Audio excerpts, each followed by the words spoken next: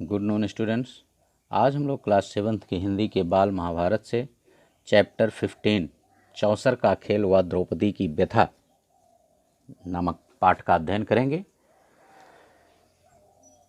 इस पाठ को पढ़ने से पहले यदि इस चैनल को आपने सब्सक्राइब नहीं किया है तो चैनल को सब्सक्राइब कर लें, बेल आइकन दबा दें, जिससे कि आपके सिलेबस से संबंधित कोई भी नया वीडियो अपलोड किया जाए तो उसका नोटिफिकेशन आपके पास पहुंचता रहे। वीडियो को अधिक से अधिक लाइक और शेयर करें तथा कमेंट करके हमें भी यह सूचित करें कि यह वीडियो आपको कैसा लगा। तो आइए अब हम पढ़ते हैं चौसर का खेल।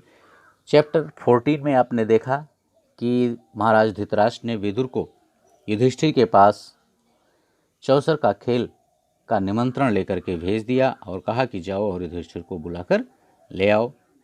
धृतराष्ट्र की बात मानकर विदुर पांडवों के पास पहुंच गए और उनको विदुर को आया हुआ देखकर युधिष्ठिर ने उठकर उनका यथोचित स्वागत किया। विदुर को आसन पर बैठाते हुए उन्होंने बड़े शांति से कहा, हस्तिनापुर में खेल के लिए एक सभा मंडप बनाया गया है जो तुम्हारे मंडप के समान ही सुंदर है। राजा धृतराष्ट्र की ओर उसे देखने चलने के लिए मैं तुम लोगों को न्योता देने आया हूँ। राजा धृतराष्ट्र की इच्छा है कि तुम सब भाइयों सहित वहाँ आओ, उस मंडप को देखो और 2 हाथ चौसर भी खेल जाओ। युधिष्ठिर ने कहा, चाचा जी, चौसर का खेल अच्छा नहीं है, उससे आपस में झगड़े पैदा होते हैं, इसलिए समझदार लोग उसे पसंद नहीं करते हैं। लेकिन इस मामले में हम तो आप ही के आदेशानुसार चलने वाले हैं, इसलिए जो आपकी सलाह होगी वह हम करेंगे। आप क्या चाहते हैं बताइए। विदुर बोले, यह तो किसी से छिपा नहीं है कि चौसर का खेल सारे अनर्थ की जड़ होता है। मैं तो भरसक कोशिश की थी कि यह खेल ना होने दूं, किंतु राजा ने आज्ञा दी है कि तुम्हें खेल के लिए न्योता दे ही आऊँ, इसलिए आना पड़ा और तुम्हारी जो इच्छा हो वह करो। राजवंशों की रीत के अनुसार किसी को भी खेल के लिए बुलावा मिलने पर उसे अस्वीकार नहीं किया जा सकता था। इसके अलावा युधिष्ठिर को डर था कि कहीं खेल में न जाने को ही धृतराष्ट्र अपना अपमान न समझ लें और यही बात लड़ाई का कारण न बन जाए। क्योंकि युधिष्ठिर पिछले पाठ में आपने पढ़ा कि वो कह रहे थे कि मैं कौरवों के अनुसार ही कार्य करूंगा, तो उन्होंने सोचा कि कहीं ऐसा ना हो कि मैं धृतराष्ट्र के बुलाने से न जाऊं तो कौरव इसे अपना अपमान समझ करके और मुझसे झगड़ा करना प्रारंभ कर दें। यह कारण भी बना। इन्हीं सब विचारों से प्रेरित होकर समझदार युधिष्ठिर ने न्योता स्वीकार कर लिया। यद्यपि विदुर ने उन्हें चेताया था। युधिष्ठिर अपने परिवार के साथ हस्तिनापुर पहुंच गए। नगर के पास ही उनके लिए एक सुंदर विश्राम गृह बना था। वहां ठहरकर उन्होंने आराम किया। अगले दिन सुबह नहा धोकर सभा मंडप में जा पहुंचे। कुशल समाचार पूछने के बाद शकुन ने कहा, युधिष्ठिर खेल के लिए चौपड़ बिछा हुआ है, चलिए 2 हाथ खेल लेते हैं। युधिष्ठिर बोले, राजन, यह खेल ठीक नहीं है। बाजी जीत लेना साहस का काम नहीं है, जुआ खेलना धोखा देने के समान है। आप तो ये सारी बातें जानते ही हैं। युधिष्ठिर ने शकुनी से कहा। वह बोला, आप भी क्या कहते हैं महाराज, यह भी कोई धोखे की बात है। हाँ, यह कहिए कि आपको हार जाने का डर लग रहा है। शकुन ने थोड़ा युधिष्ठिर को और भी चढ़ाया। युधिष्ठिर कुछ गर्म होकर बोले, राजन, ऐसी बात नहीं है। अगर मुझे खेलने को कहा गया तो मैं नहीं करूँगा। आप कहते हैं तो मैं तैयार हूँ, मेरे साथ खेलेगा कौन? दुर्योधन तुरंत बोल उठा, मेरी जगह खेलेंगे तो मामा शकुन, किंतु दांव लगाने के लिए जो धन रत्न आदि चाहिए वह मैं दूंगा। युधिष्ठिर बोले, मेरी राय यह है कि किसी एक की जगह दूसरे को नहीं खेलना चाहिए। यह खेल के साधारण नियमों के विरुद्ध माना जाता है। ठीक है ना? अच्छा, तो अब दूसरा बहाना बना लिया। शकुन ने हंसते हुए कहा। युधिष्ठिर ने कहा, ठीक है, कोई बात नहीं, मैं आपसे भी खेलूंगा। और खेल शुरू हुआ। सारा मंडप दर्शकों से खचाखच भरा हुआ था। द्रोण, भीष्म, कृप, विदुर, धृतराष्ट्र जैसे वयोवृद्ध लोग भी हस्तिनापुर के उपस्थित थे। वे उसे रोक नहीं सकते थे। उनके चेहरों पर उदासी छाई हुई थी।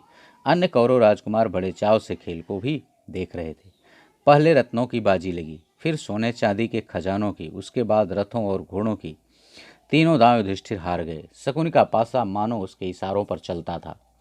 खेल में युधिष्ठिर बारी बारी से अपनी गायें, भेड़, बकरियां, दास दासी, रथ, घोड़े, सेना, देश देश की प्रजा, ये सारी चीजें धीरे धीरे हारते गए। भाइयों के शरीरों पर जो आभूषण और वस्त्र थे उनको भी बाजी पर लगा दिया और हार गए।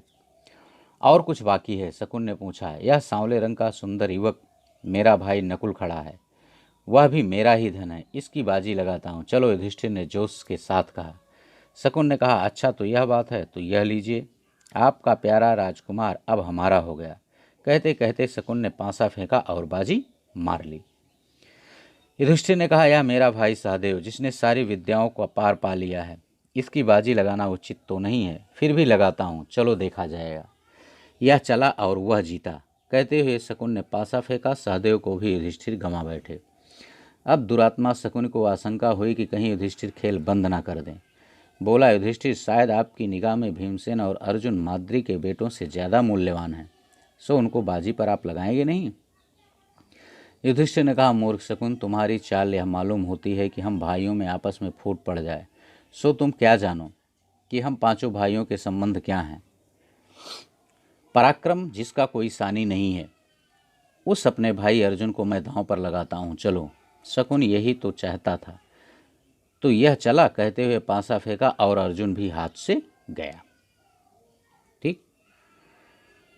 असीम दुर्दैव मानो युधिष्ठिर को बेबस कर रहा था और उन्हें पतन की ओर बलपूर्वक लिए जा रहा था। वह बोले, राजन, शारीरिक बल में संसार भर में जिसका कोई जोड़ीदार नहीं है, अपने उस भाई को मैं दांव पर लगाता हूँ। यह कहते कहते युधिष्ठिर भीमसेन से भी हाथ धो बैठे। दुष्टात्मा शकुन ने तब भी नहीं छोड़ा। पूछा, और कुछ? युधिष्ठिर ने कहा, हाँ, यदि इस बार तुम जीत गए तो मैं खुद तुम्हारे अधीन हो जाऊंगा। लो, यह जीता। कहते हुए शकुन ने पासा फेंका और यह बाजी भी मार ली, अर्थात युधिष्ठिर को भी उसने जीत लिया। इस पर शकुन सभा के बीच उठ खड़ा हुआ और पांचों पांडवों को एक एक करके पुकारा और घोषणा की कि वे सब अब उसके गुलाम बन चुके हैं। शकुन को दाद देने वालों के हर्षनाद से और पांडवों की इस दुर्दशा पर तरस खाने वालों के हाहाकार से सारा सभा मंडप गूंज उठा,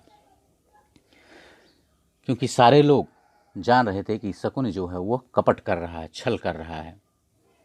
सभा में इस तरह खलबली मचने के बाद शकुन ने युधिष्ठिर को कहा, एक और चीज़ है जो तुमने अभी हारी नहीं है, उसकी बाजी लगाओ तो तुम अपने आप को भी छुड़ा सकते हो। अपनी पत्नी द्रौपदी को तुम दांव पर क्यों नहीं लगाते?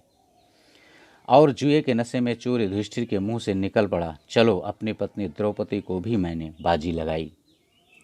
उनके मुंह से निकल तो गया, पर उसके परिणाम को सोचकर वह विकल हो उठे।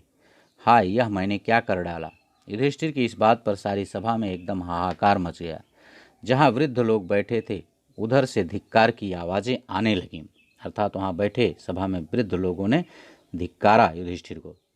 लोग बोले, छी छी, कैसा घोर पाप है। कुछ ने आंसू बहाए और कुछ लोग परेशानी के मारे पसीने से तरबतर हो गए, अर्थात कुछ यह अनर्थ हो रहा ऐसा सोचकर घबराने लगे, जिससे उनके शरीर से पसीने चूने लगे।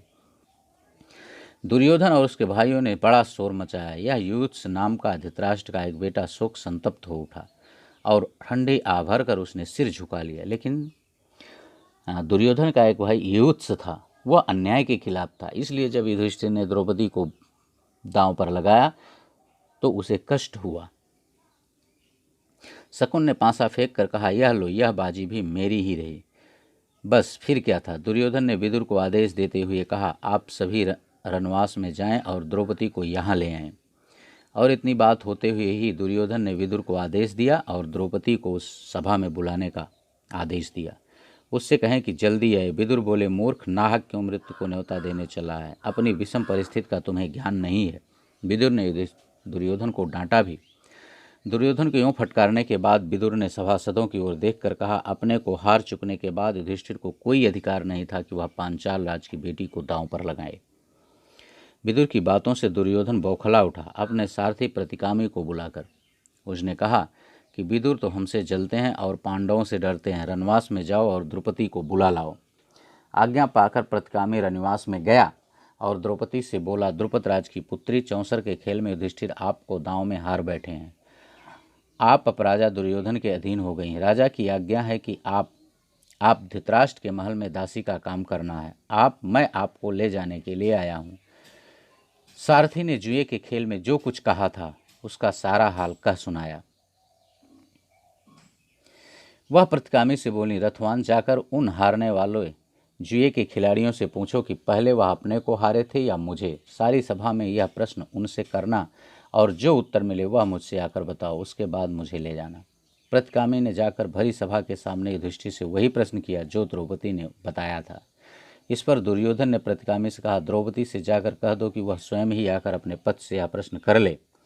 प्रतिकामी दोबारा रनवास गया और द्रौपदी के आगे झुककर बड़ी नम्रता से बोला, देव दुर्योधन की आज्ञा है कि आप सभा में आकर के स्वयं युधिष्ठिर से यह प्रश्न करें। द्रौपदी ने कहा, नहीं, मैं वहाँ नहीं जाऊंगी। अगर युधिष्ठिर जवाब नहीं देते तो सभा में जो सज्जन विद्यमान है उन सबको तुम मेरा प्रश्न जाकर सुनाओ और उसका उत्तर आकर मुझे बताओ। प्रतिकामी लौटकर फिर सभा में जाता है और सारे सभा में द्रौपदी के द्वारा पूछे गए इस प्रश्न को दोहराता है। यह सुनकर दुर्योधन और क्रोधित हो उठा और उसने दुशासन से कहा, दुशासन, यह सारथी भीमसेन से डरता मालूम होता है, तुम ही जाकर उस घमंडी औरत को ले आओ। इस तरह दुरात्मा दुशासन के लिए इससे अच्छी बात और क्या हो सकती थी। उसने द्रौपदी के गुंधे हुए बाल बिखेर डाले, गहने तोड़ फोड़ दिए और उसके बाल पकड़कर बलपूर्वक घसीटता हुआ सभा की ओर ले जाने लगा। द्रौपदी विकल हो उठी। द्रौपदी की ऐसी दीन दशा देखकर धृतराष्ट्र के बेटे विकर्ण को बड़ा दुख हुआ। उससे रहा नहीं गया। वह बोला, उपस्थित वीरों सुनिए, चौसर के खेल के लिए युधिष्ठिर को धोखे से बुलवा दिया गया था। वह धोखा खाकर इस जाल में फंस गए और अपनी स्त्री तक की बाजी लगा दी। यह सारा कार्य न्यायोचित नहीं है। दूसरी बात यह है कि द्रौपदी अकेले युधिष्ठिर की ही पत्नी नहीं है, बल्कि 5 पांडवों की पत्नी है। इसलिए उसको दांव पर लगाने का अकेले युधिष्ठिर को कोई हक नहीं है। इसके अलावा खास बात यह है कि एक बार जब युधिष्ठिर खुद ही को दांव में हार गए थे तो उनको द्रौपदी को बाजी लगाने का अधिकार ही क्या था। मेरी एक और आपत्ति यह है कि शकुनी ने द्रौपदी का नाम लेकर युधिष्ठिर को उसकी बाजी लगाने के लिए उकसाया था। लोगों ने चौसर के खेल के जो नियम बना रखे हैं यह उसके बिल्कुल विपरीत है। इन सब बातों के आधार पर मैं इस सारे खेल को नियम विरुद्ध ठहराता हूँ। मेरी राय में द्रौपदी नियम पूर्वक नहीं जीती गई है। युवक विकर्ण के भाषण से वहां उपस्थित लोगों के विवेक पर से भ्रम का पर्दा हट गया। सभा में बड़ा कोलाहल मच गया। यह सब देखकर कर्ण उठ खड़ा हुआ और क्रुद्ध होकर बोला, विकर्ण, अभी तुम बच्चे हो। सभा में इतने बड़े बूढ़ों के होते हुए तुम कैसे बोल पड़े। तुम्हें यह बोलने और तर्क वितर्क करने का कोई अधिकार नहीं है। यह देखकर दुशासन द्रौपदी के पास गया और उसका वस्त्र पकड़कर खींचने लगा। ज्यों-ज्यों वह खींचता गया त्यों-त्यों वस्त्र भी बढ़ता गया। अंत में खींचते खींचते दुशासन की दोनों भुजाएं थक गईं। हाँफता हुआ वह थकान से चूर होकर बैठ गया। सभा के लोगों में कंपकपी सी फैल गई और धीमे स्वर में बातें होने लगी। इतने में भीमसेन उठा। उसके होंठ मारे क्रोध के फड़क रहे थे। ऊंचे स्वर में उसने यह भयानक प्रतिज्ञा की, उपस्थित सज्जनों, मैं शपथ खाकर कहता हूँ कि जब तक भरत वंश पर बट्टा लगाने वाले इस दुरात्मा दुशासन की छाती चीर न लूँगा तब तक इस संसार को छोड़कर नहीं जाऊँगा। भीमसेन की इस प्रतिज्ञा को सुनकर उपस्थित लोगों के हृदय भय के मारे थर्राने लगे, कांप उठे। इन सब लक्षणों से धृतराष्ट्र ने समझ लिया कि यह सब ठीक नहीं हुआ है। उन्होंने अनुभव किया कि जो कुछ हो चुका है उसका परिणाम शुभ नहीं होगा, यानी अच्छा नहीं होगा। यह उनके पुत्रों और कुल के विनाश का कारण बन जाएगा। उन्होंने परिस्थिति को संभालने के इरादे से द्रौपदी को बड़े प्रेम से अपने पास बुलाया और शांत किया तथा सांत्वना दी। उसके बाद वह युधिष्ठिर की ओर मुड़कर बोले, युधिष्ठिर, तुम तो अजात शत्रु हो, उदार हृदय के भी हो। दुर्योधन की इस कुचाल को क्षमा करो और इन बातों को मन से निकाल दो और भूल जाओ।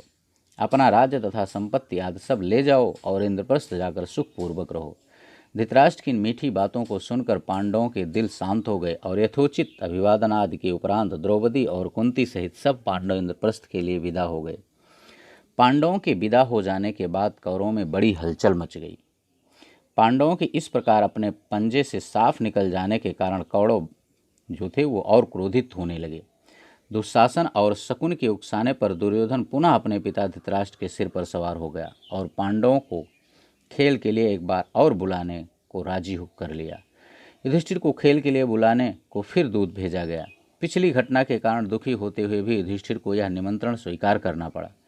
युधिष्ठिर हस्तिनापुर लौटे और शकुन के साथ फिर चौपड़ का खेल खेलने लगे। इस बार खेल में यह शर्त थी कि हारा हुआ दल अपने भाइयों के साथ 12 वर्ष तक वनवास करेगा तथा उसके उपरांत 1 वर्ष अज्ञातवास में रहेगा। यदि इस 1 वर्ष में उनका पता चल जाएगा तो उन सबको 12 वर्ष का वनवास फिर से भोगना होगा। इस बार युधिष्ठिर हार गए और पांडव अपने किए वादे के अनुसार वन में चले गए। ओके बच्चों, बस इस पार्ट में इतना ही। इसके अगले पार्ट में हम पुनः अगले भाग को लेकर आपके समक्ष उपस्थित होंगे। Okay, thank you.